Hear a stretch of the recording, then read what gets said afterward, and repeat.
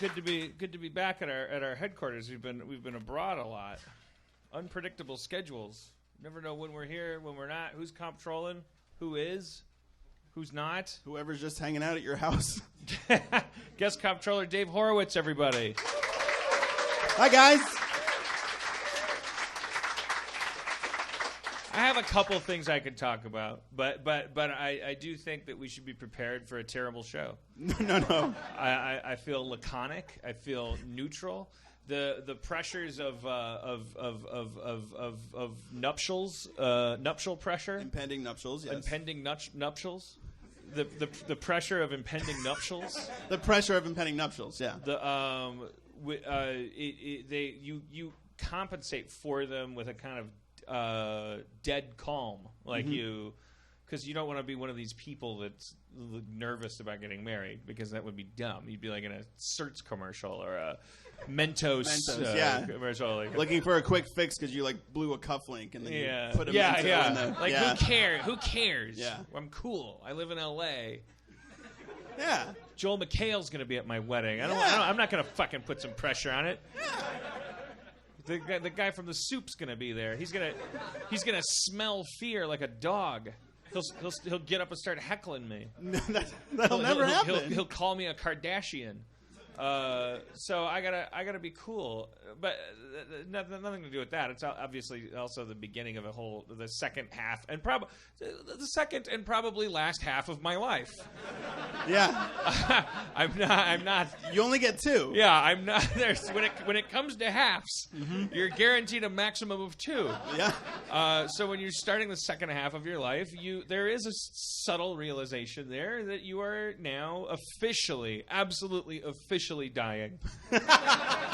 like absolutely more so than being born. You are now more dying, because your next tasks include, for instance, helping someone else get born, and handing the reins off to him before your third heart attack proves irreconcilable, as the doctors might say, in some strange universe where doctors are extra coy. It's a truly romantic way to think about marriage. Replication. Yeah. Replication, like the humble mosquito who lives its life, and then at the end of its full mosquito life, which I think probably spans a day, we're always like, "What are you doing? Get out of it? Who flies in a face like that?" And the mosquito is like, "This is it!" And we're just like, unbelievable. Will you knock it off? This is all I have. Shit. It's comforting to think of things in those terms. This is it. I am about to lay eggs in a puddle outside your mailbox, in somewhere in some swampy land. Where hopefully a giant frog tongue won't rake across my deposits, rendering them pointless. What's your frog tongue? Like it's Chevy Chase. Oh no! Does he know about the wedding? He'll be back. Fuck. No, I just thought that was one of the dumb comedy brain thinking, like, what should I say there? What is my frog tongue? My frog tongue is spiders, motherfucker. Spiders. Okay, so Erin came home and she saw there's a black widow with a web on the stairs. Yep. She's taking pictures of it. She's like, oh, there's a black widow. It's got an hourglass on its back. It was eating a caterpillar. Yeah. In the fucking thing, because it's like everything about them has to be so maudlin and like extreme. Yeah. It couldn't just be eating a fly. Is it eating a fucking like? That thing was like art directed butterfly? to scare you. Like an it hourglass was like, in its back, eating a caterpillar. A fly. That's hoi polloi shit. Only the fat of an unbaptized caterpillar will quench this black widow's thirst. It's sitting there, just like watching it wriggle, and it's a black widow, and if they bite you, it'll probably won't kill you, but if you're a small child or a lamb, a baby lamb, it'll take you out. And when's the last time you went to work on enough toxins to take out a baby lamb? That's gonna fuck up my shooting schedule, which is a professional form of death. Black widows are dangerous. They're not brown recluses, but they're dangerous. I got off on I don't remember what the point. Oh, that's my frog's tongue. Spiders. Okay. Okay. So I was in the middle of something. What was it? Oh, I'm dying because I'm getting married. So my body knows that, but my mind therefore puts this like. I have no choice over it. My mind is just going like, "Hey man, what's good?" Like I have to affect this like weird McConaughey drawl. I don't care about anything. Oh, just get married, man. Because otherwise I'll panic and I'll achieve my final form. But you're gonna be feeling it up there. The emotional flood will be too much for your Steely McConaughey reserve. Like it's gonna. I don't plan on spending the ceremony itself withholding anything. I will give it my all, but it's a week of nerves for the nerveful. So one mitigates one's nerves. All right, I'm definitely gonna cry. Not right now, but when it happens. I might cry right now. You want to cry right now? Do you want to just say something sad to me and I'll see how it... Just, you know me a little, like, maybe, like, get really in there in my insecurities and I'll see what happens. Do you know that when they cleared the debris at Waco, they found skeletons of preteen children who had died in the arms of their parents, but they hadn't burnt to death because they could tell because the skeletons were bent backwards, which is a sign of cyanide poisoning. They had died in terrible pain, and they broke their own backs. Like he's laughing. I made him laugh. No. I was so close to actually I was like, this isn't gonna work, and then it was like, it was too real. I felt too many things in 30 seconds. Fuck you, man. That's not cool. Okay, I'll tell. I'll make you cry. I'll tell you something that'll make you cry. Okay, go ahead. Did you know that when you mute someone on Twitter, if they tweet at you, you'll still see it? It really doesn't matter. The only people you can mute are just people who just spout nonsense into the dry air. Like that person. Yes, we all have one of those. Wait, you really see it if they tweet at you, even if you... Isn't that true, right? No? No. So there's like 50 people right now tweeting me all the time going like, hello? I addressed that joke to you and I'm just ignoring them. Okay, that's cool. All right. Well, good. That's the way it should work. Why even block anybody anymore then, right? Just mute them. I did a large unfollow recently. I mean, I don't have quite the... Nobody cared that I did it, but I was like, I can't. I muted a few people, and it didn't give me the same rush as just going, right. You're out. The fuck out of my not real life. You know about our podcast producer Dustin Marshall's thing, right? I mean, he's got a lot of things, but yeah, I feel like my instinct is to whisper this because he'll hear it no matter what. I feel like I'm somehow like it's less harsh. Like I feel like I'm embarrassing him less because I'm like keeping my voice down. It might be. Yeah, he's got headphones on. Yeah. But that he keeps his followers number, like the people that he's following. Is 666, and so he can't start or stop following someone without replacing them. Yeah. So he can keep the number at 666. Yeah. No matter what's going on with you, it could always be worse. Is it better or worse that I do the same thing but with 420? I think it makes me like way more chill, but I could be wrong. I'm. It's a rhetorical question, right? Yeah, no one's chiller than me. Hey, did you know you could fit every planet in the solar system between the Earth and the Moon? Spencer just told me that. I'm like, it's true. I mean, I don't. Why did I say it's true? Like, I'm the judge. It's true. I just found out. Did you know you can fit all of Boston in Brooklyn? Oh, that's true. That's what someone told me when I told them I was from Boston, and they were from New York, and they were like, "You don't live in a real city," and I was like, "Prove it." And they're like, "Your whole city could fit in my borough." I was like, "Cool, Spike Lee." Like, I was saying they were like Spike. It wasn't actually Spike Lee. I heard a guy rapping once about how each of his fingers was a borough. And so when he makes a fist, he's got all of New York in the palm of his hand. And I think it was Lloyd, what's his name? Lloyd Benson? Lloyd Webber? Banks? Sir Andrew Lloyd Webber? Lloyd Banks. Yeah, he goes, yeah, the trigger finger is Staten Island, and the middle finger is Queens, and I used to sling rock in Manhattan, so you know the pinky's what I mean, and the ring finger is the Bronx, because I hope to meet the love of my life there one day, if my current career trajectory takes me where I hope to go. But I digress. And the thumb is Radio City Music Hall. I don't remember all the boroughs. And then I think that's kind of cool. There's no way that the real song is better than that. That was the best.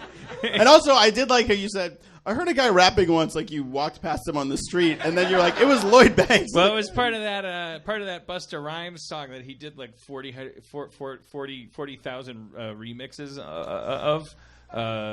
Don't touch me. Touch it. Touch. Don't do touch it. Touch it. Stop it. Form it. Make it. Go it. Do it in your. No, that bag. well. Put it in your plate and put it on a bowl and tip faster, bigger, and it's bigger, stronger. Lift those weights. Mr. Rhymes, oh,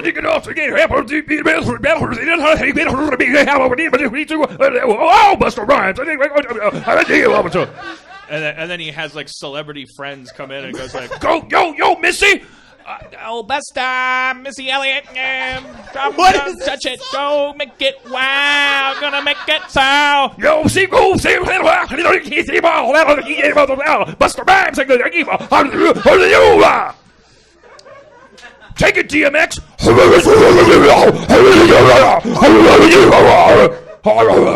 Lloyd Banks. Yo, the trigger finger's Staten Island and the middle finger's where they go wild, and the ring finger is the Bronx, because you know what I say, I got the pinky and the Queens in the usual way. When I put them all together, they got a fist and I punch the whole city, even though I love it.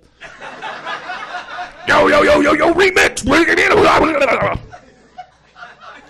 It won a Grammy. Yeah. I don't know why you guys are staring at me like... What other songs don't you know? It's fucking Touch It remix. Touch It. My thumb is the subway. He did one that was just all the queens of the game. His little doff of the cap to the fairer sex. He had Mary J. Blige on there. Yeah, Busta Rhymes was like, yo, I'm back. Oh, remix pot 8. Oh, 2007. Me. Oh, I'm coming at you, the queens of the game.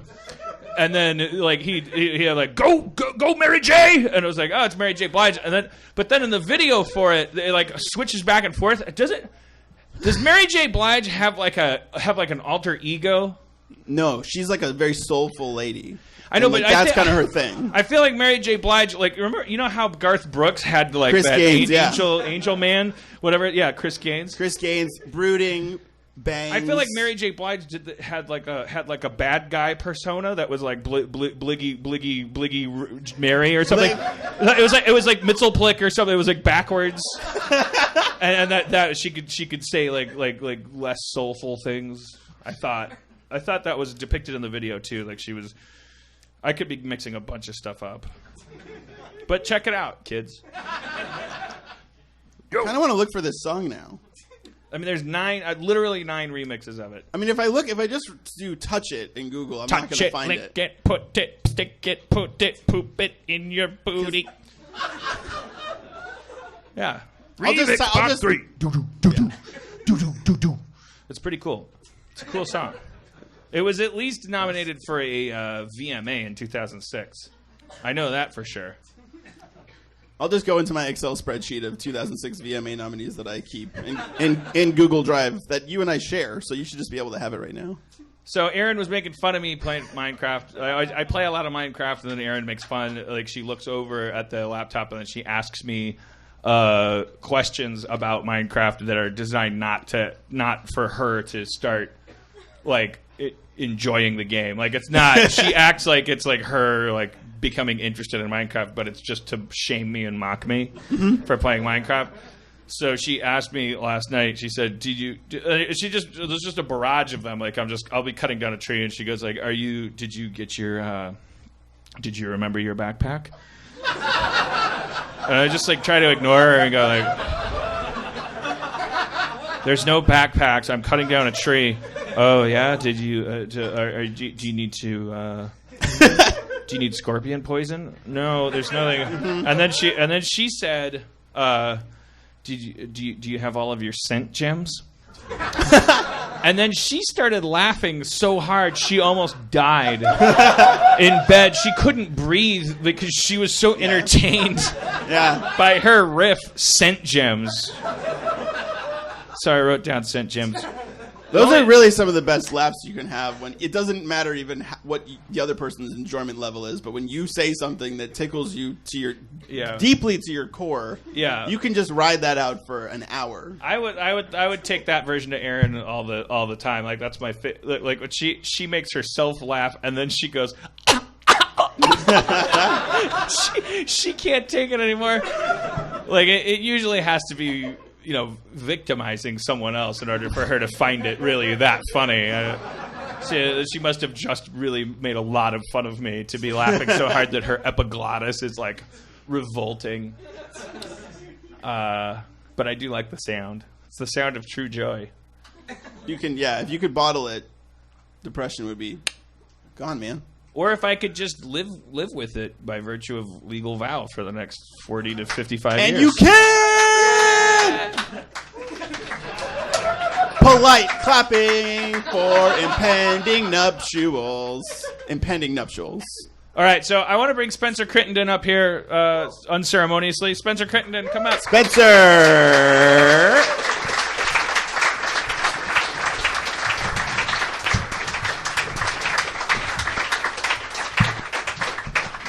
Oh, what's up? It's good to be back. Thank you. This is our first show back since terminating the tour, right? Yeah, I think we were back here for the Joel McHale. That was Sunken during Trestle. the tour. Okay, well, the definition of tour I don't get because I'd be working every day and then I'd have to get on a red eye and go to. Hey, me too. I was doing those same things. I know, but I don't know when you call it a tour then, because it's not really a tour. It's if you go to the post office, it's not a tour because you're leaving. I would never consider that a tour. No, it's more of a trip. Spencer, do you like Busta Rhymes? Yeah, that was so great. It was. I don't think Busta would be happy with that, but I was quite tickled. Busta Rhymes! Ow, wow! Do you want that? Wow, wow! He wouldn't disagree that he says his own name at least 12 times a song. He does. It's in his record contract, I think.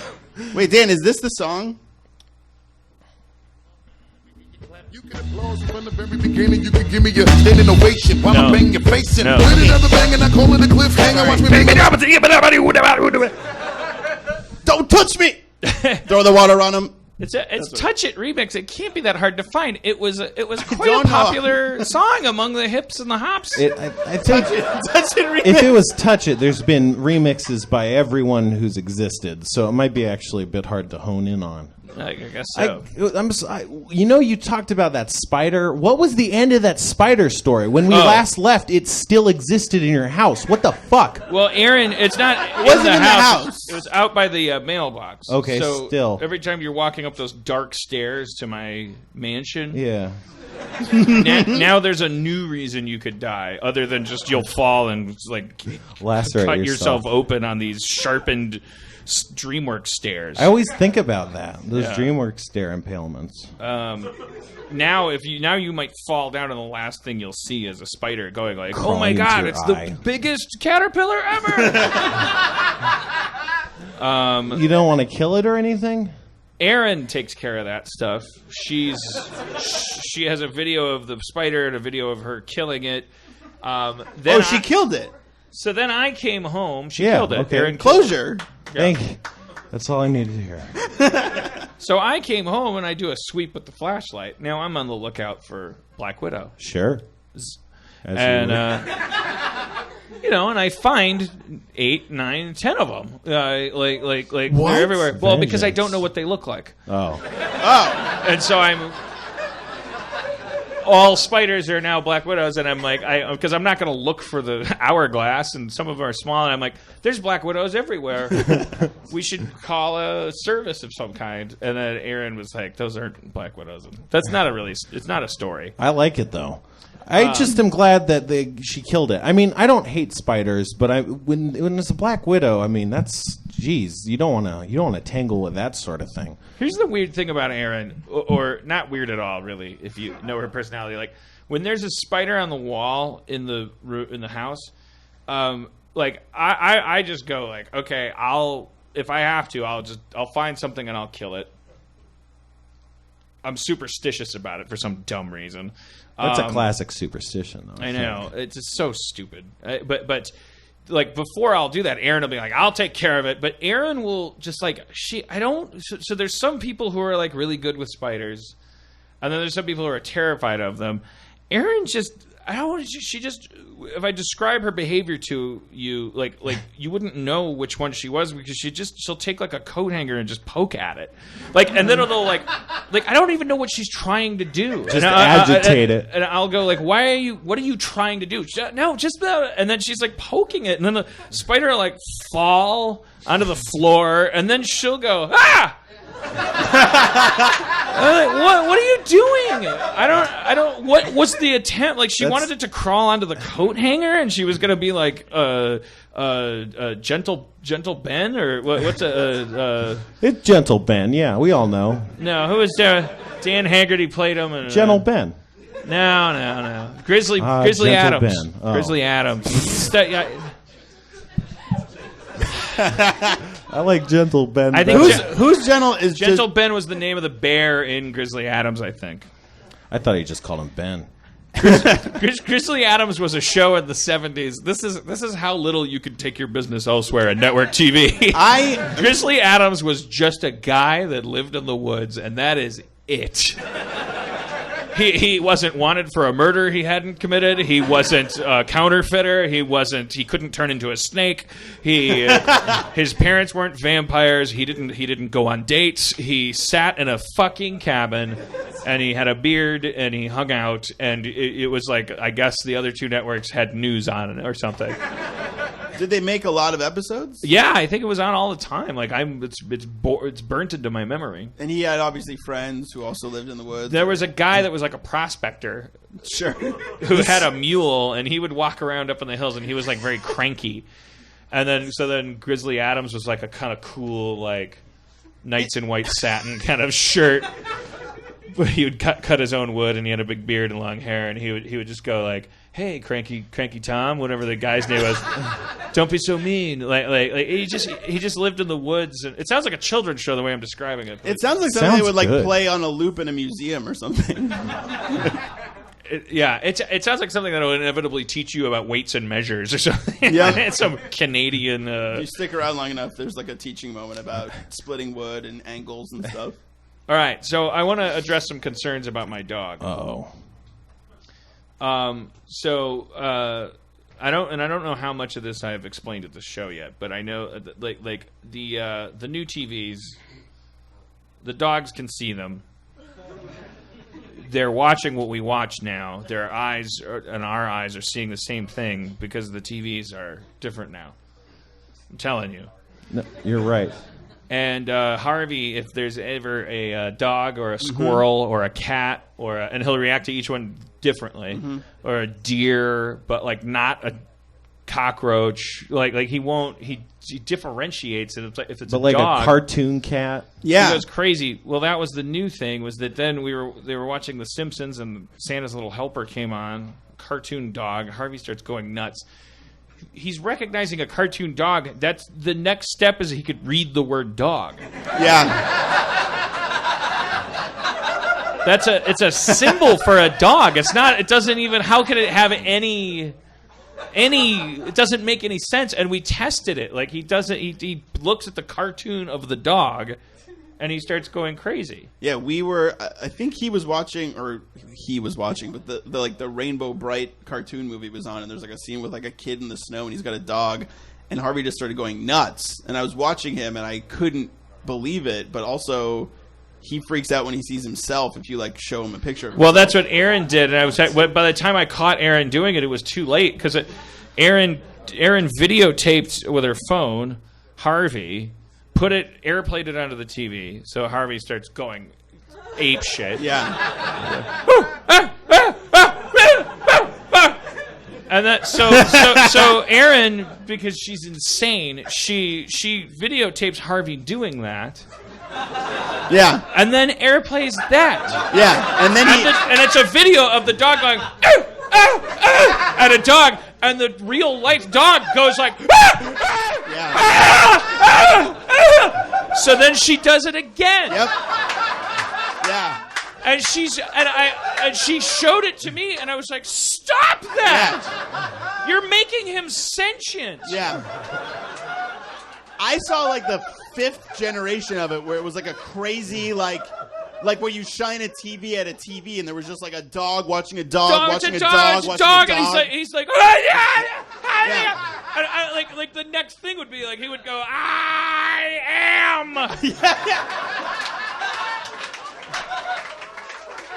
Yeah. And I don't know why that would be a goal. She just thought it was funny. It was disturbing. Because I think as fun as it seems hypothetically, like no, we wouldn't like it if he was sentient. Like if he could speak, he wouldn't be happy about his situation. No, he would not. He would be like, "What the fuck are you guys doing to me? Why are you showing me what this? Did you do to what me? Did you Where do are to my me? testicles?" I mean, I've written about this. Yeah. I mean, that was that episode of Rick and Morty was based on Justin's love of his little Malteses. I didn't have a dog at that time, but it's very disturbing. The dog, he understands shit. I come home and he doesn't even. I started to get mad that he just sits at the top of the stairs, and I come home and he doesn't even he doesn't come down to the door, and he lifts his head up and then he wags his tail while he's laying down, and I just feel kind of and then I get to the top of the stairs and he rolls over, so I get scratch his belly, and I'm like, I work for him, and so I was like, it'd be nice if when the pizza guy comes over, he goes down to the door, and Aaron says because he's got pizza, and I'm like, well. And so Aaron says, here, I'll put a bag of treats in the potted plant outside the door. When you come home from work, take a treat, and then give him a treat every time you come in. You'll get the pizza guy treatment if that's what you want so bad. And but it's the first time we tried it, I come in and he's like, I think he could hear the bag, and then I got the treat. And so then the second night I come home, I open the door, and he goes straight to the potted plant. He's like, every time he comes home, there's that bag in the plant. He's way too smart. There have been times, and I've never had a pet in my whole life, and that's too long because I'm like a gross dog person. Like not gross, but I love dogs the most, and I think Harvey's my friend. So we have we're friends, but there are times when I will look at him and I will think that there's a man in a dog suit because his eyes are too expressive. He has those whites of his eyes. So when he lays on his back and opens his mouth, it just looks like a dude. Like you expect him to be like, hey, like if you're rubbing his belly and he's like, hey man, a little. If he said like a little to the left, I would freak out, but not as much as if another dog. I'd be like, oh yeah, okay. What? And he sleeps in between me and Aaron like an 8-year-old boy. Wait, what? You know, like before when you got a dog, when you hired that 8-year-old boy to sleep with you. He sleeps right in the 8-year-old boy spot on my bed.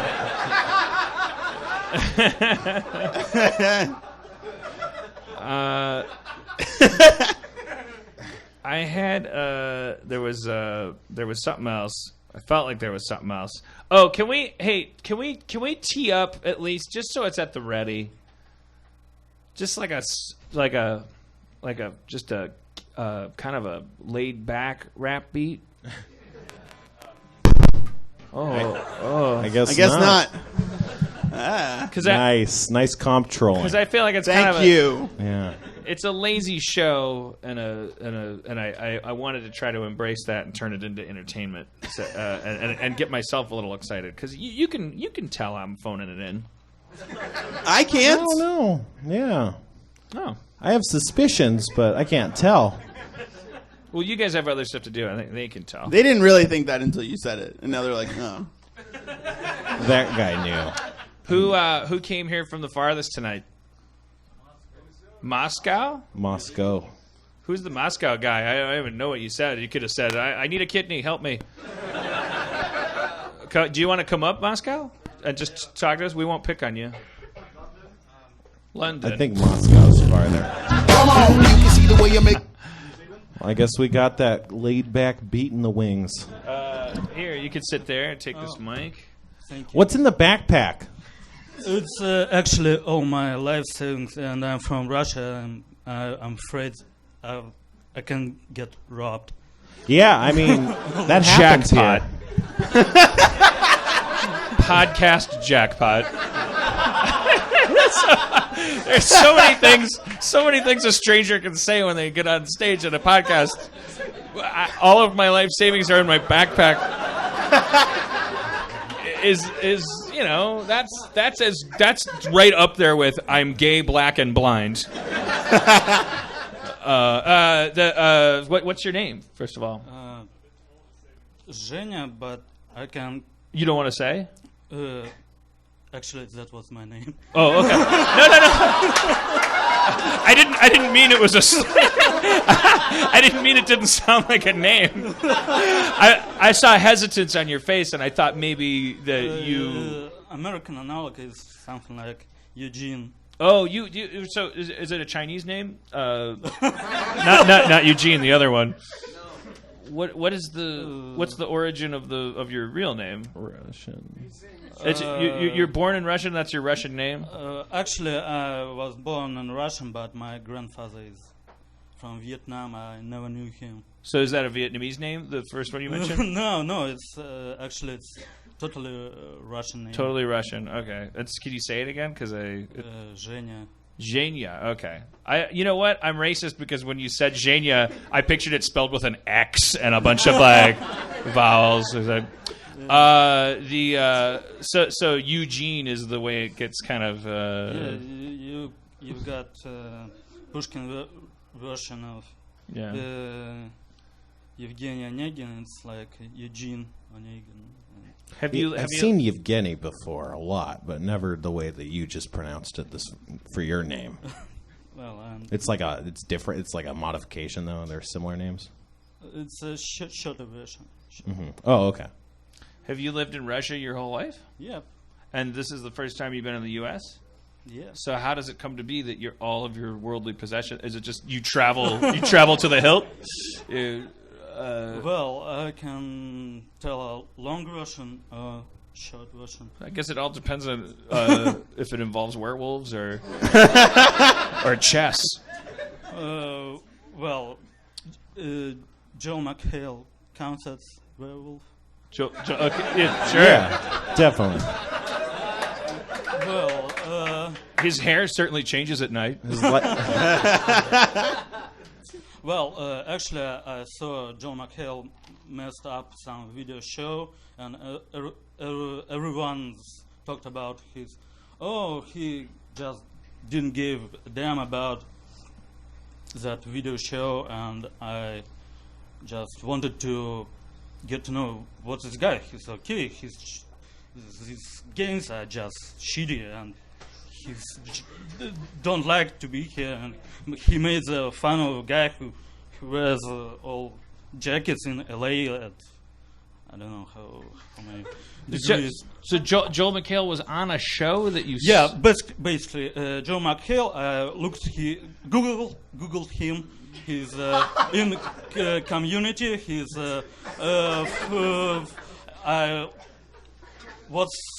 what's Community? And Right. I watched that show, and So you're a huge fan of Joel McHale. So you Googled Community. I never knew the guy, but he looked nice. And Oh, How did you first come upon Joel McHale? well, I just told. just watching TV in Russia. No, it's say thanks to piracy. Yeah. Oh yeah. you downloaded Joel McHale. Actually, Community, we don't have. Right. Community. So what you're saying is you're in Russia. You BitTorrented Community. Yeah. Or something that Joel was in, and then you're like, "What the hell is this?" And Yeah. are you saying that you made a pilgrimage to come see this show because of? I mean, Actually, because of the Harmontown, because in the end, I got into Harmontown. I started at the first, not season, episode, session, and I listened through all these series, and who's Adam Goldberg?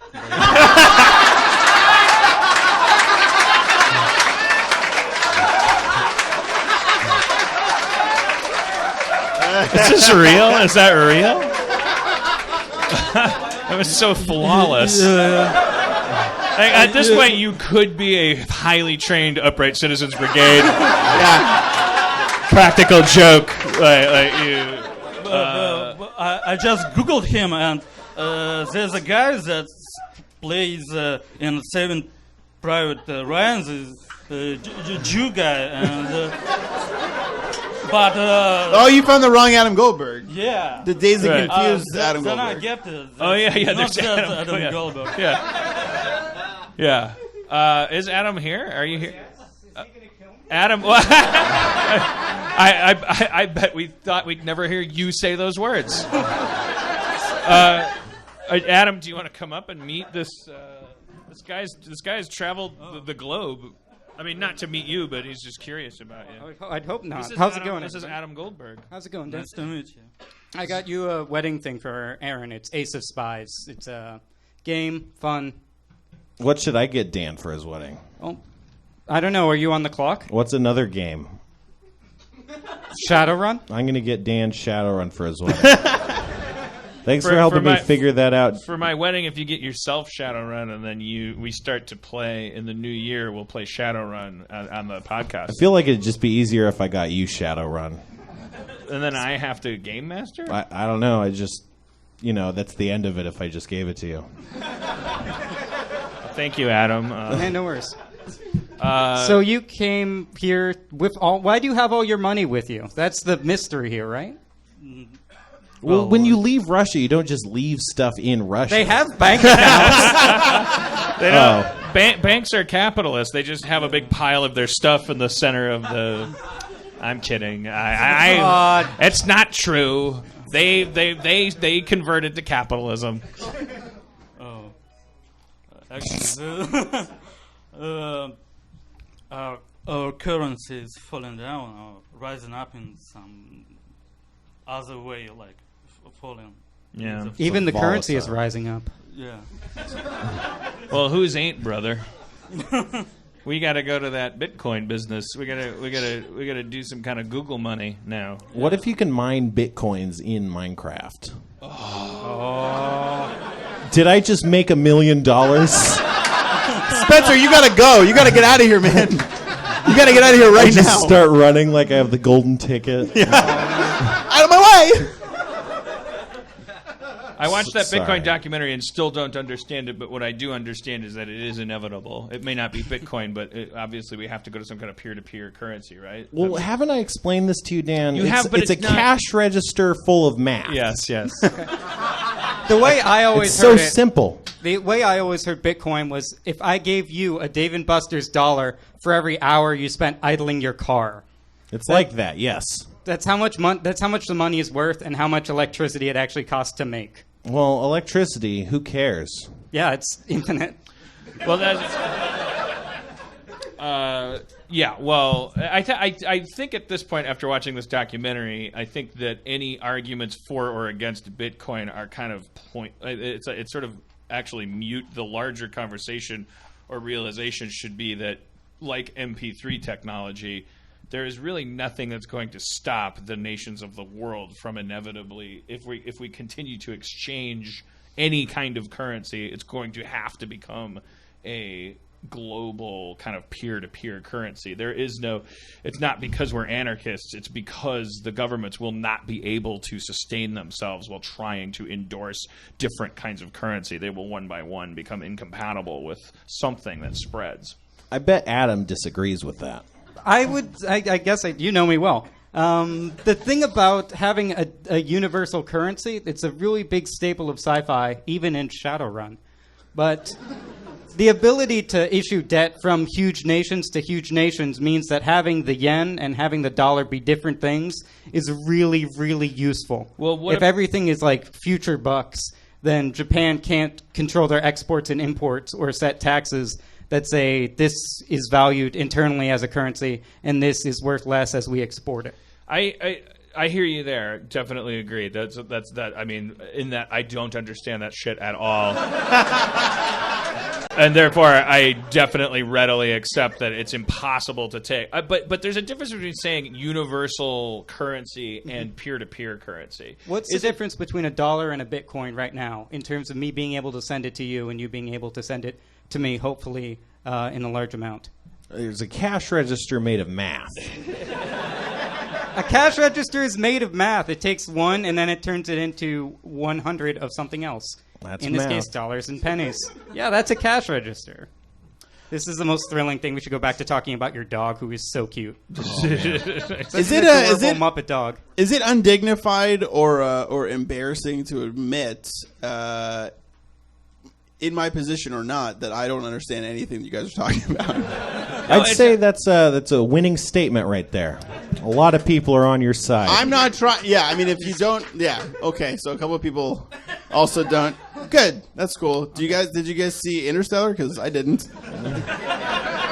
That's a movie you could see everywhere. Yeah, no, I don't everywhere. understand anything. And on Bitcoin. Not only do I not understand Bitcoin, I don't understand the actual American dollar or anything about economics worldwide. Okay, good. Same page. The thing that felt clear to me watching this documentary is that technology is going to affect currency as surely as it has affected culture, media of exchange, like ideas, the way that we shoot things, edit things, record things. They become peer-to-peer over time. They transcend things as relatively vestigial as what country you live in over time. It just seems like a safe enough bet. I don't know. There's no risk at that bet because it's either 50 years or 500 years or 5 years from now, and I don't know which it is. But we are tending toward. We are going to end up not like going, oh, here's a picture of the Queen on a piece of paper. We're going to be sending each other blip blops, and they're going to be called one thing because, I mean, I don't know. I still think there's a scale difference because Channel 101 is the best this year as it's ever been in terms of cinematography, in terms of quality, in terms of people turning out half-hour long finales to some of their series. But there's still a difference between an episode of Community and the finale of Fish Bulbs Are Definitely My Thing. which you should all watch because Fish Bowls is definitely my thing, is fucking amazing. And it tells you how the movie 7 ends. Whoa. All right, Adam Goldberg, everybody. You got to meet Adam don't kill me. Goldberg. We did it. That was Adam Goldberg. What did you think? Great guy, but he's not in the movie. He's not in Saving Private Ryan. He's in the movie for like a frame. There is a shot of Adam Goldberg in the movie. Yeah, Wait, he's reacting to something. Have you seen Dazed and Confused? Because that same actor is in. Have you seen Richard Linklater's Dazed and Confused? Actually, no. Because that guy Adam Goldberg is like, he's like pacing around in the woods, and he's like, "Dominant male monkey motherfucker!" And he's like, pops his chest up. He's wearing an army jacket. Anyway, you should check it out. It's the same guy. Oh. And he's got a new sitcom on ABC. Is that the Meet the Goldbergs. Goldbergs? Okay, so the print ads... That's a different Adam Goldberg. The print ads of that show, Meet the Goldbergs, like in some of them, they tried to do this thing where, it's a bad picture. We're bad at taking pictures. My eyes are closed during the picture. But in some of the shots, they don't understand how eyelids work, and the lower eyelid goes up way too far, and it looks hideous like they're reptile people. And it's like, couldn't you ask the people to close their eyes for the photo? You had to Photoshop these disgusting eyelids. I'm sorry. You clearly haven't seen the show because it's about a family of reptile people. So it's like, my inner eyelid's stuck again before the big dance. Yeah. My tail fell off. Is it going to regrow before photo picture day? That was the finale last season. It was really good. The photo picture day episode. Photo picture day. All right, New Zealand guy. Where's the New Zealand guy? You want to come up here for a second?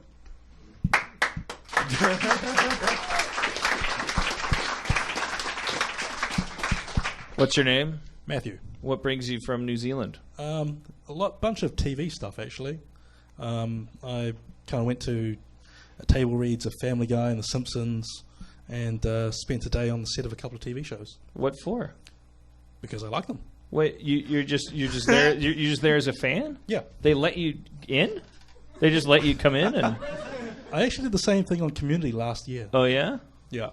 I won a charity auction to attend some of these things. Oh. So spent the money. And, so you're kind of loaded. You're down there in Kiwi Town, and you're sitting on some koalas, as we call them. They're a universal unit of currency in New Zealand. The koala. Yeah, soon to be e-koalas. Big koala. And you're like, I could give this money; it'll go to charity, and I can get close to my favorite shows. That's nice. Yeah. How was your visit to Community? It was really, really cool. Yeah. I actually got in on a scene on season 5. Oh, that's right. I think I've talked to you before, right? Briefly at the set. All right, now it's all coming back, more or less. You want to come to my wedding? No, Aaron will yell at me. I keep doing that. I keep just going, hey, you going to come to my wedding? There's the seating chart. I can't do that. So what's better, Russia or New Zealand? I mean, are you guys proud of your countries? Do you have patriotism where you come from? We're pretty slack about it. We get compared to Californians, and Australians get compared to Texans. Mm-hmm. In terms they're very Aussie, oi, oi, oi, and we're just, I don't know. We live there. Yeah. That's about it. Yeah, I actually can call myself patriot, but our kings made some stupid decisions over the time. Yeah. You guys don't still have kings, though. We know that.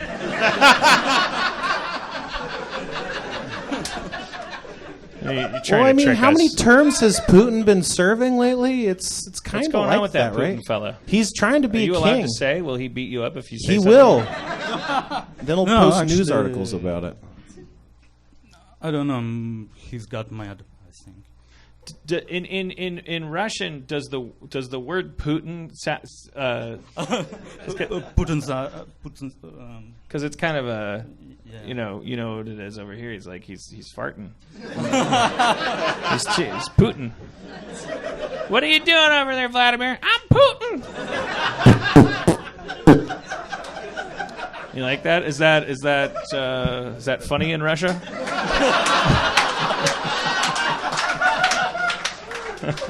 Because it's not here. So I'm hoping to get into the export business. I guess I'll never know after this show. No, I judge it. I have Russia. I still have Russia questions. Okay. So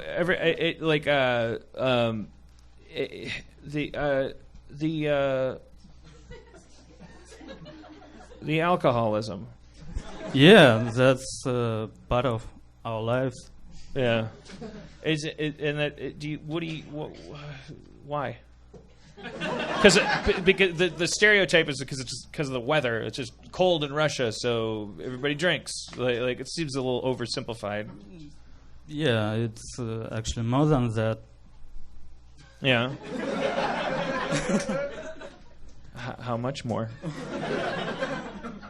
Well, everyone is grumpy and don't want to rage against something. He just want to drink up, forget about things, and So it's sad. There is the implication there, or is it just like with America's rich tradition of like we have retail therapy, like we would just go. Like when things are at their most culturally obtuse, you would see us buying the most pants ever. Like cereal, there'd be 9 different cereals, and there's like a CG bear going like sugar, sugar, sugar, sugar, sugar smack. And it's just like everything's just kind of crazy in a consumery way. And in Russia, it's like. At the height of the Cold War is what I'm describing. Like when we were like, yeah, breakdance, got lots of Velcro, fuck Russia, boop boop boop. I got 7 kinds of toast, seven kinds of toast, caramel, bacon, M&M, Skittles. Wait. Those sound like great toasts. It's just there was more shit than you ever thought you needed. Like while we were like supposedly in a Cold War, and then Russia was at that same height was like the average Russian citizen was like, they spent all my money combating those glow in the dark pretzel commercials. I'm gonna just sit here in my cubicle and drink because all of my money goes to missiles and researching Cinnamon Toast Crunch. See if we can find a weakness in their plan. Yeah, we had no money back then. We basically. So you drink. Yeah. And then the kids watch the parents drink, and then everybody drinks. You just drink. Something like that. What was New Zealand doing during the Cold War? Hanging out. Just being chill. You guys don't have any missiles, do you? Do you have any missiles you can blow anyone up with? Apparently back in the 70s, the joke was that there were 4 people unemployed in the country and the Prime Minister knew them all by name. Apparently that's how it was. What did you say? There were 4 unemployed people in the country, and the Prime Minister knew them all by name? He's like, oh, yeah, Steve, get a job, Steve. He tried... Hey, Prime Minister, I'm fired. You want fucking get a job, Toby. I know your mother. It's not the country's problem. You're lazy. I've talked to your family. I'm tired of pulling strings for you. Yeah. So yeah, not quite the Cold War, but around that time, and just so much infrastructure and things we built. So that's awesome. Could you swim to Australia from New Zealand? Me personally? No, not you. Could anyone? Could a human being? How big is it compared to like? I think it's been done. I'm not exactly sure.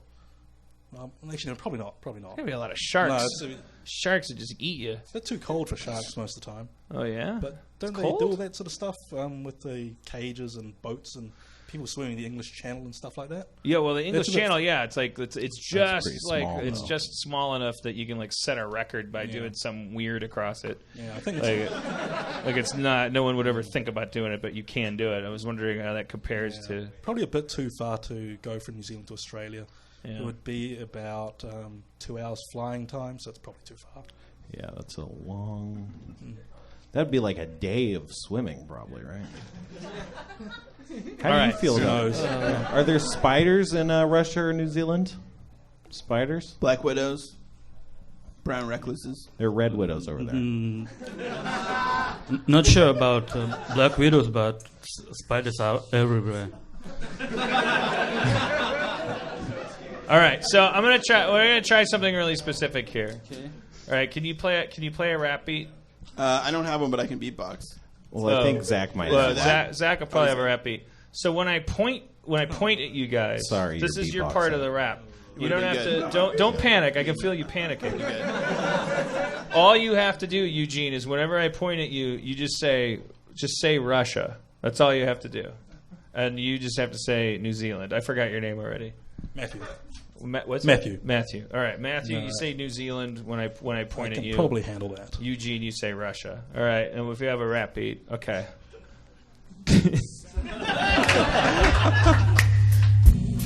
Yeah. Yeah. Oh. Yeah. Yeah. Yeah. Yeah. Yeah. Yeah. Nation to nation. Which nation is best? The ones in north, south, east, or west? I'm gonna compare nations and rap about them to you. Fuck your mama with a shoe. Yeah. Yeah. Yeah. Yeah. Russia. Russia's the best. Fucked your mama all the east and the west. Thank you. Yo, Russia got Lenin's tomb. Fucked your mama so hard she ruptured her womb. I'm sorry. Yo. Yeah. Fucked your mama up and down Red Square. Fucked your mama at the county fair. Fucked your mama outside of the Kremlin. Sold your mama's pussy like it was a gremlin. In a Chinese shop. A Curiosities. Get a mop. Don't get water on his back. He's gonna reproduce and then he'll attack. Don't feed him after midnight or they'll turn bad. New Zealand. Yeah. New Zealand is the place to be. It's on the top of Australia, you see. You got less kangaroos up there because they can't make the hop and they got thick hair. Yo. New Zealand. Located atop the River Ganges, the New Zealand island is populated primarily by criminals. Russia. Alcohol. Located east of the River Ganges, the Soviet Union, now known as the Soviet Republic. So, taxes, no new taxes. New Zealand. Russia. New Zealand. Russia. New Zealand. New Zealand. New Zealand. Russia.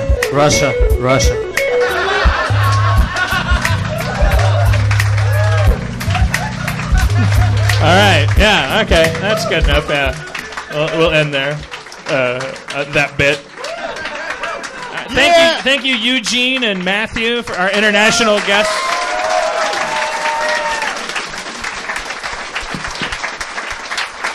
You guys can take a seat. Unless there's anything that You provided us with so much. Is there anything that while you're here you've traveled a long way? Yeah, I traveled to ask you one question. Oh yeah, God. Uh-oh. I can't believe we almost lost you.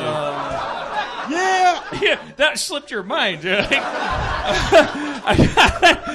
all my belongings in my backpack. I saw Joel McHale in an illegal BitTorrent. I made it here, but then you did that rap, and it was so funny. And see you later. All right, what's your question? You have the floor. If you woke up on an island one day, and all you had is a cloning machine of that could make instant clones of yourself, what would you do?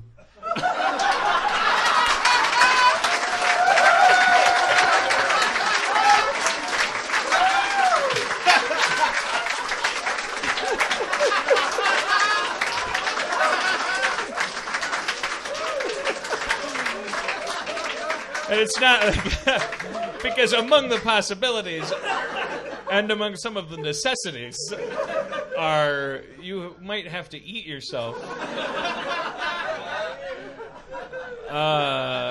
and you might want to fuck yourself, And married too. and any of yourselves might want to kill you for fucking and eating you. Are the clones? Do they have my mind? All my memories? Or are they just biologically me and they come out kind of like new to the world and I get to teach them English or not? No, actually they complete copy of you the moment you... Memories. So they just come out and going like, oh, hey, I'm not a copy. Yeah. And I go like, yeah, you are. You just came out of the copy machine. Like, okay, well, so you needed a friend? And I'm like, no, I'm hungry. Like, you'd have to, like, I mean, I'm assuming, like, yeah, You'd there's hide no food. right by with a baseball bat and just waiting. You would just have this device, like this 2x4 that would come down with a nail on You it. just make a mob grinder like in Minecraft. Yeah, a Minecraft mob grinder, yeah. Just that you would hang the cloning machine over a pit of spikes. Just hang it facing down so that it just shot down like a kitchen faucet. And then there's two life. early clones that you've enslaved and hired to drag the corpses. And they know they get 20% of the corpses because you have pretended there's a bunch of you up there by taking previous clones' dead bodies and kind of puppeting them and going. So they think there's a whole society up there and that they did something wrong.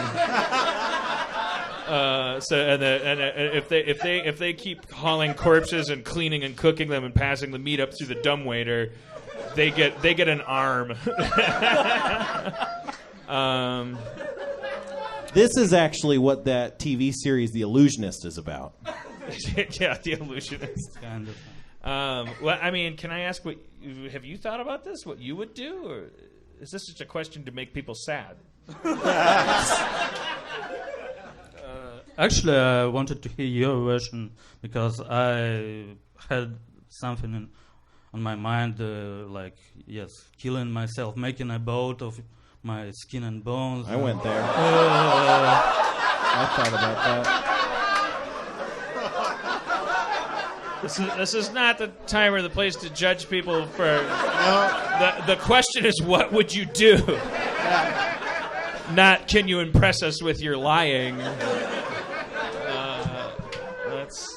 Did you say you'd make weapons or clothes? No, a boat. Boat? A boat. Boat. Oh, to get off the island.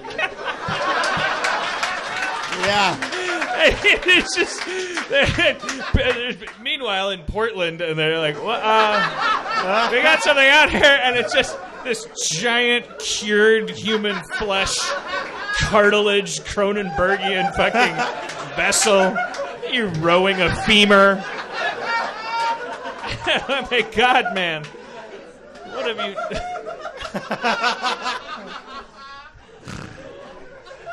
But don't you think that you could make enough of you and then say, huddle up, everybody! Come on, we don't have any time. You can get dressed in a second.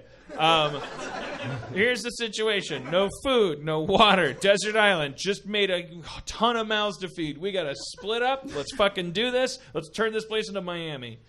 Like, get out there. I want you to start sharpening sticks. You hand the sharp sticks to him. You get some wild boar. I want you to start punching grass and plants and see if any seeds come out. Again, all my survivalist knowledge is based on Minecraft. It's useful. If you punch enough grass, doesn't a seed come out that you can use to make food eventually? Punch one log, then make a crafting table.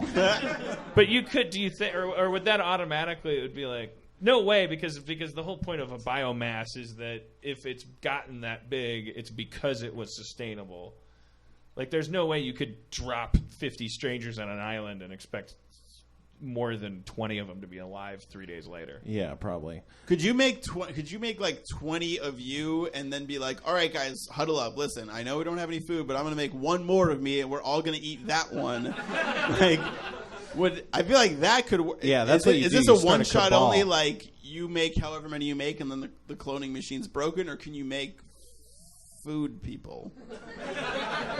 For lack of a better word. Actually, I thought about it, you can make as much as you like. Yeah. Oh, perfect. So you can many. eat a bunch of them. That's It's cool. a meat machine. All right. But I feel like I would, if I had a choice between, and I do in this hypothesis, I have a choice between making 20 of me and saying let's all ritualistically eat into new people who are no different from any of us except that they're 21st. Yeah. They're late. It's just bad for morale. It's just like everyone's at the table going, are you going to finish that toe? And they're like, this is great. Me is great, and everyone's like, yeah, we're so lucky to be given this bounty. What do you guys want to do tomorrow? Well, let's press the button again and do this again. And everyone would just have this kind of pall cast over them where they're like, well, what's the point? Whereas if you just take things into your own hands and are like, I'm a maniac. I control this machine. I'm going to control the food chain. I'm going to position myself as like a god and create a new civilization underneath me in which I don't have to deal with the psychological ramifications of life and death. I simply am past meat up. Like, it's already cooked even. I can't even recognize it. I'll start to convince myself. I'll bury the lip of the machine so that all I do is hit a button, and I slowly forget that it's me coming out of it. And I just, like, every day I go to, like, a bamboo cabinet, and I open it, and a fresh steaming pile of me it's been delicately prepared by the best chef version of me because I'm Sumner Redstone. Like, I'm just like, I don't even touch the things I control. Like, I just like, there's just layers of fucking like metropolises down there. Sorry, you just compared yourself to this CEO of Viacom. Well, I'm just saying, like, if you're like those guys, like those, they don't even. No, like, I get it. They're, I don't know what's happening on Comedy Central. I'm talking to VH1 today, but yeah, really like what you're saying is, I don't know. I guess that's me. I'm just pressing a button. Yeah, I buried my machine underground. You could easily just like forget about it. I believe. I would hope so. In a way, we have all done this. That bamboo cabinet is called America. That button's called your taxes.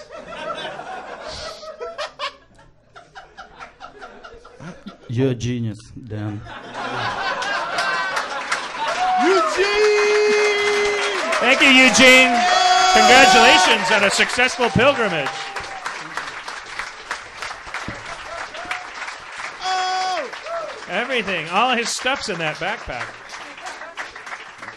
I mean, this isn't hilarious, but you guys didn't go with what I would have done, which I don't even know if this is a good idea, but some species of ants have evolved a way of surviving floods by which they all form together in a giant ant ball, Right. and they slowly spin in the water. Each person gets a turn to breathe. I think I might do that.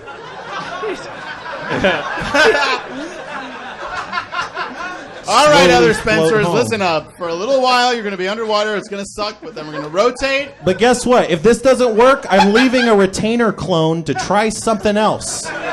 It's really funny when you picture them all as Spencers. And all right, Spencers, listen there's up. one giver. Okay, so here's how it's going to be, and they're already. I know we all like and they're breathing. all going like, yeah, okay, yeah.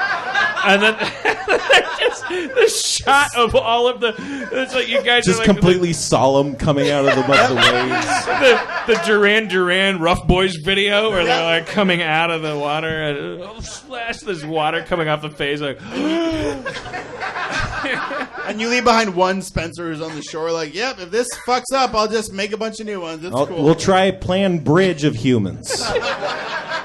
That's what I thought you were going to say, that ants, like, they kill themselves and lay down across the water, and then other ants walk across their dead. Ant ball requires no sacrifices, my friend.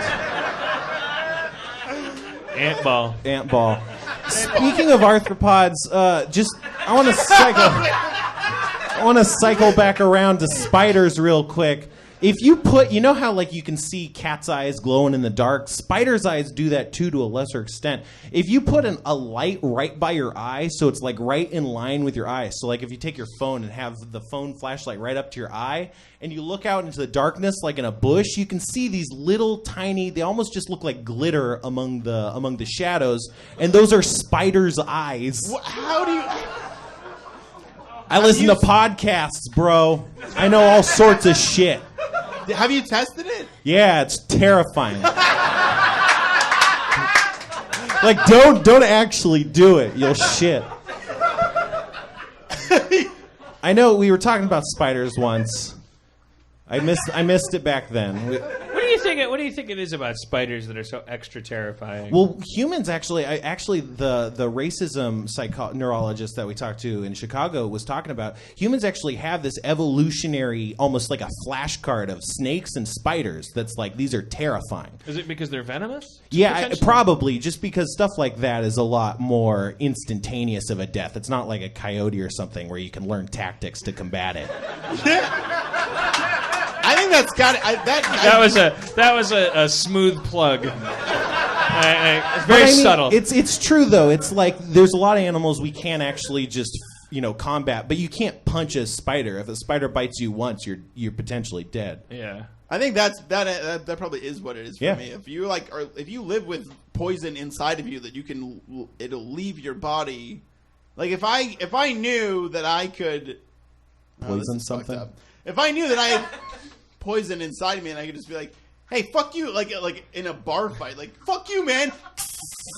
Like, that's crazy power. All I have is like my impotent rage. Like that's not terrifying. You would use poison on if I don't know, man. If someone stepped to my girl, whatever. Whatever, dude. You're gonna fucking step to me? I'm full of poison. I got a reserve of it. It lives in me. If I'm mad enough, it's out. That's what it's for. Do you know if you would ever use it? I don't know. No, I can't think of a situation in which I would use it recently. Like if someone stepped to your girl. Well, you wouldn't. If someone stepped to my girl, I think we all. Like you guys are at Aria in Hollywood. You're dancing on a Saturday night with your girl, like you are wont to do, and I know you. You got a real wide collar, unbuttoned to the chest. You're dancing. A dude comes up to you. He pretends like you're not even there. He's getting all up on your girl. Your bride-to-be, dog. Now, mind you, you've got a reserve of poison. That venom is ready to. What happens? Do you just go like, hey man, maybe just go to a different table, or do you go? Well, first I would go like, oh, I better watch what Erin does in this situation because this might be how I find out she doesn't love me.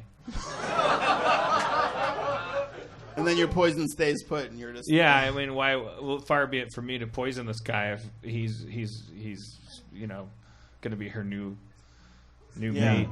This is how they meet. I think that's what separates us from the snakes, because snakes can't just Uber to Carl's Jr. and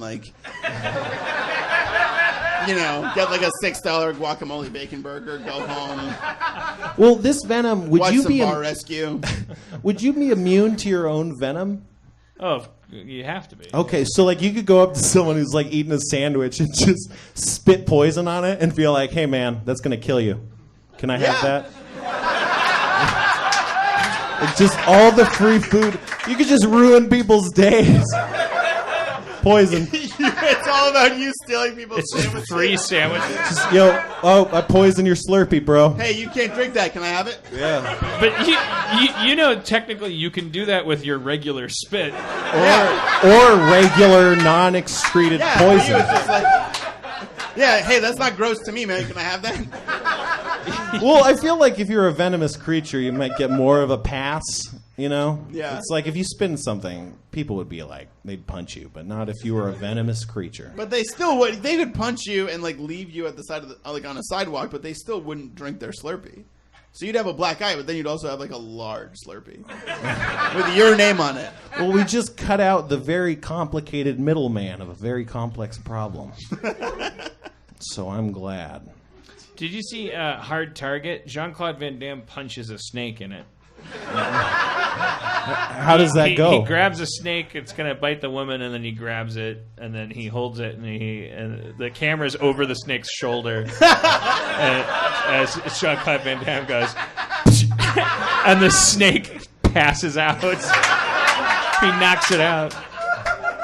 I gotta see it. I'm obsessed with the scene. Have you seen The Beach with Leonardo DiCaprio? No. He punches a shark in the face in that, and it's like the greatest thing I've ever seen. Because then there's a scene where he's telling that story to a bunch of people on a beach, as if they're like us watching the movie, and he's like, and then I decided that I will not die tonight, and everyone's like, yeah, I guess you punched a shark in the face. Like they're like sort of impressed.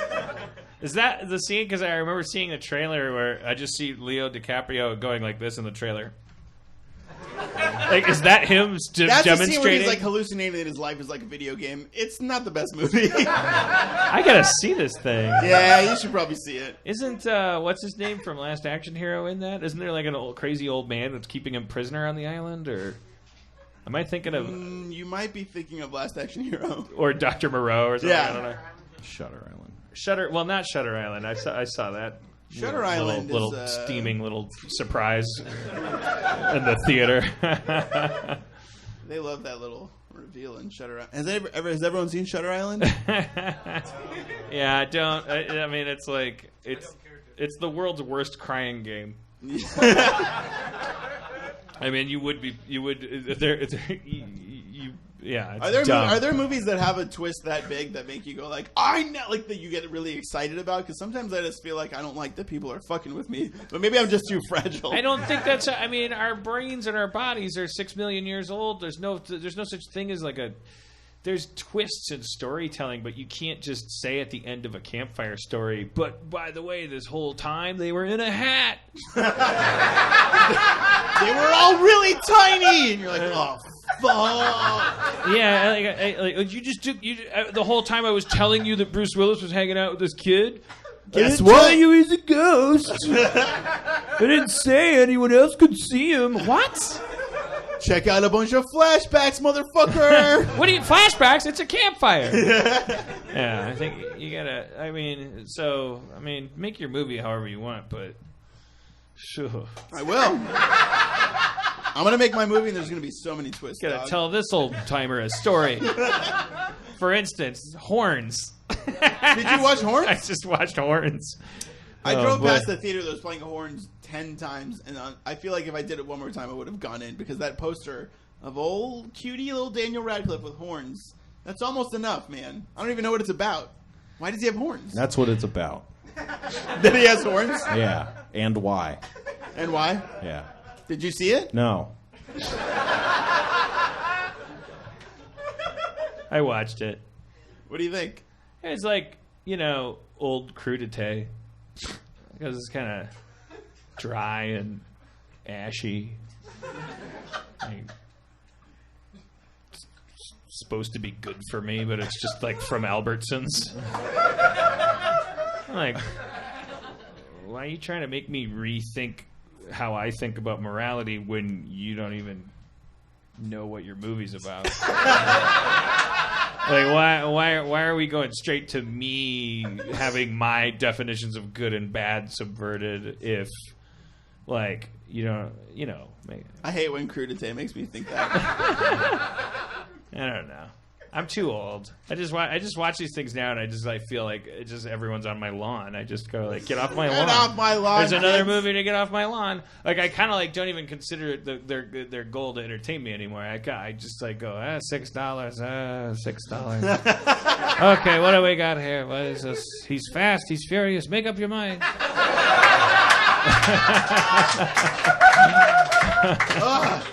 You kids and your souped up cars. Good God. Like it's not for me, and I kind of like. Therefore, I'm kind of like. It's like I actually don't. I can't tell you. In the old days, like 8 years ago, I would have been like horns. I'll tell you what I thought about horns. And I'd be like angry about it because underneath that anger would be some supposition that it's possible to make a good movie, or that like RoboCop was so great, or it's just like I'm just 41 and my back hurts, and I'm kind of like I think all these movies suck. I think they've always sucked. I think everything has always sucked way more than we think. Like, and you're just catching some sucky shit when you're in a good mood. You're like, I'm 11. Star Wars is amazing. I mean, honestly, like you're not wrong, but also, have you seen Birdman? I haven't seen Birdman. No. I want to see 6 that. people think it's dope. I saw the trailer for it, and I was like, I don't think I'm going to be able to handle watching that because it's just because Michael Keaton's too much for the average current movie-going audience because he's too fucking good. Damn. He's too cool. He's back. If anyone in here doesn't think he's back, who honestly, I don't know. I'm sorry to do this. By show of applause, if anyone doesn't think he's back, speak now.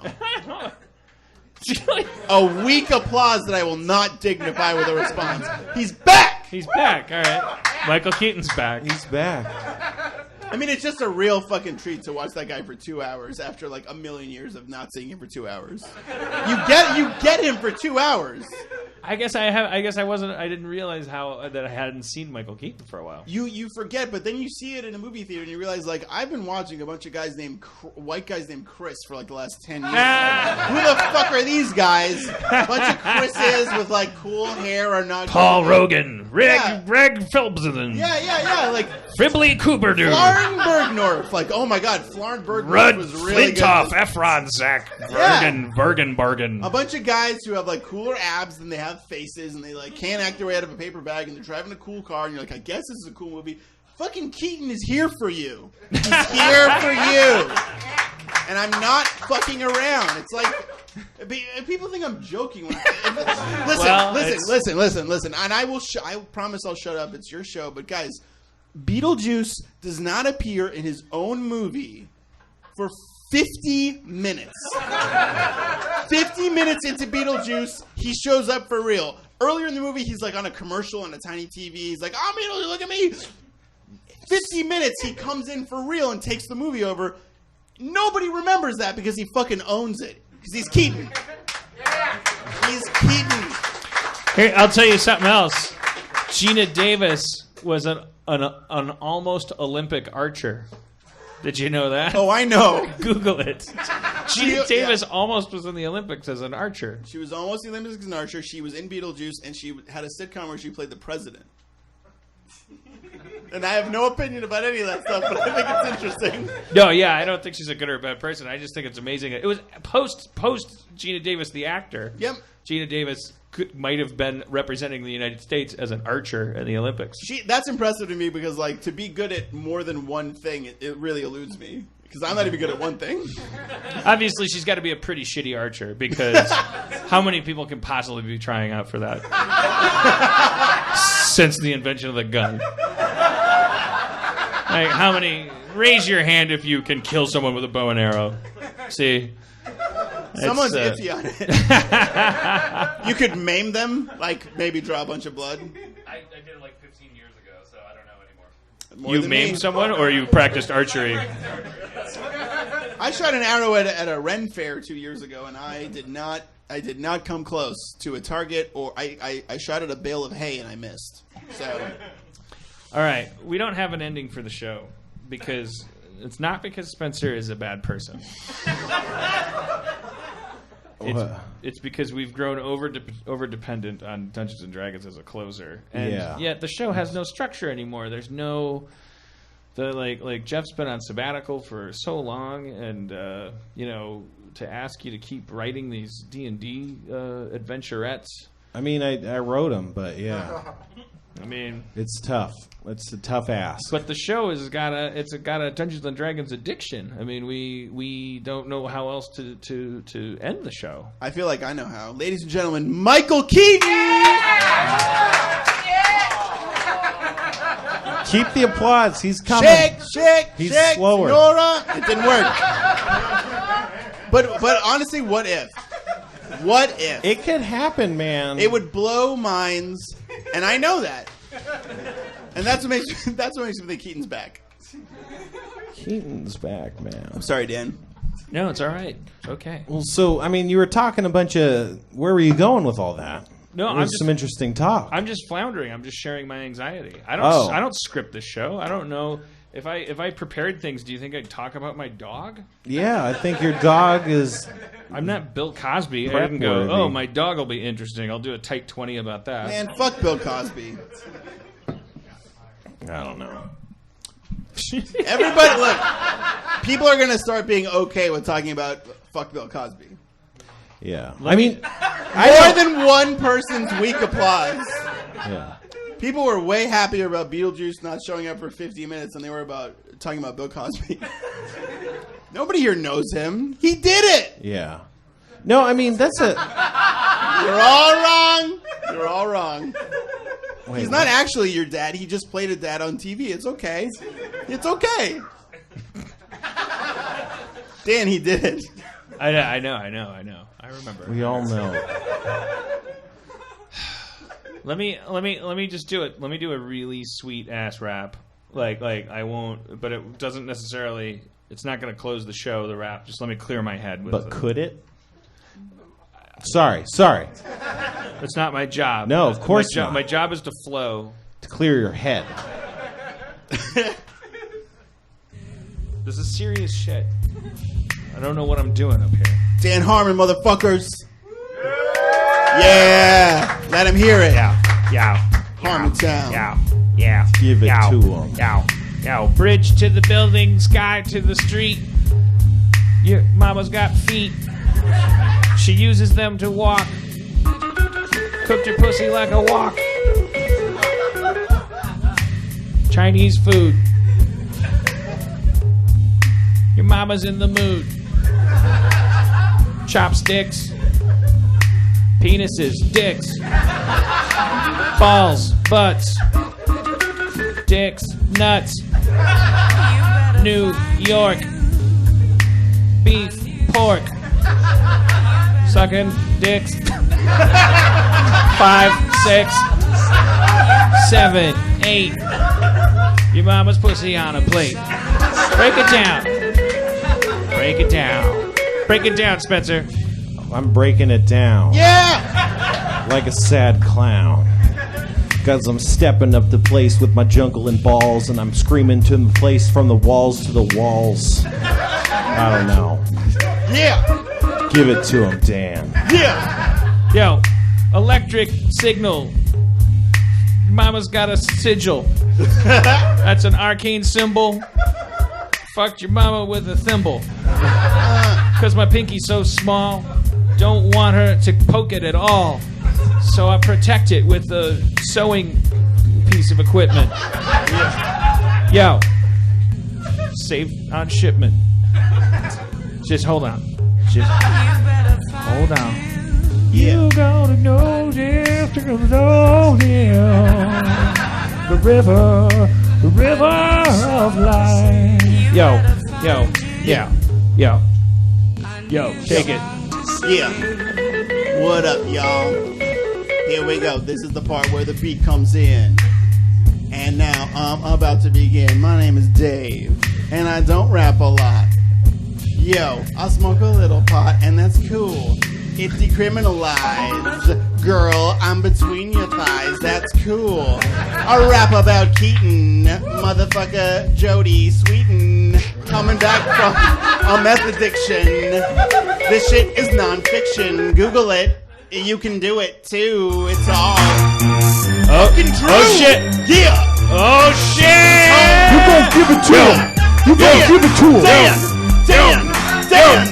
yo, yo, yo, yo, eat it, yo, oh, get on it, get on it, get on it, get on it, get on it, get on it. Yo, step to your mama's penis. Yo, yo. Saw your mama in the parking lot. I flipped her face so hard she was dripping snot. I said, hey woman, get into the car. I'm gonna take you to my house and I don't think it's far. I drive an Uber. I touched her boober cause I'm sexually harassing and I'm in a stupor cause I'm Armenian and I'm driving around. I'm in a gypsy cab service and I'm running the town. I'm taking business away from the taxi service. Government getting nervous. Got to outlaw that shit. Philadelphia sees you, they will pull over it. It's gonna arrest your Uber driving ass. All over, take a lift, get a pass. Got the pink mustache going down the avenue. Uber driver, what you gonna do? All right, let's just use that to end the show because we don't know what else to do.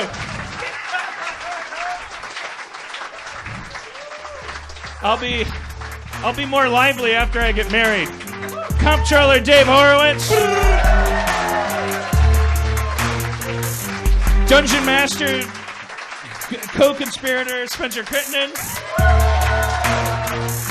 For those enjoying us on a video stream, you want to thank Kevin Day, and I don't know who Kevin's new technical friend is. I got to remember his name so we can thank him. He's the Chris. Okay, Chris. Just Chris. If you see a guy named Chris, thank him for hooking up these cameras and keeping them out of your way. All right, and the Meltdown and everything. Okay, and God bless America, and we'll see you. I don't think we'll. I have no idea when we're going to see you again. I think 2 weeks. 2 weeks, probably 2 weeks from now. Okay, I'll see you with my wife. Birdman now in theaters, y'all.